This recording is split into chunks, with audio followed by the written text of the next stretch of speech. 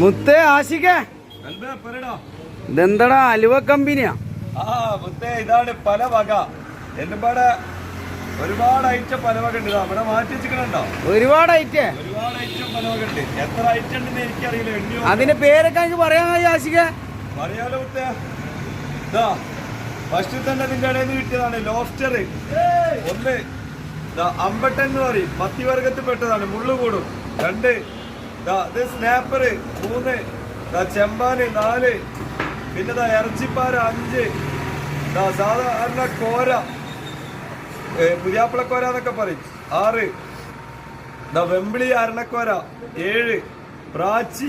എട്ട് മോദ നെയ്മീൻ പറയും. 9 പിന്നെ ഇത് കോരവർഗത്തിൽപ്പെട്ട, ഇതിന്റെ പേര് അതാണ് വ്യക്തമായിട്ട് അറിയില്ല കേട്ടോ. എന്നാലും കോരവർഗത്തിൽപ്പെട്ട മീനാണ്.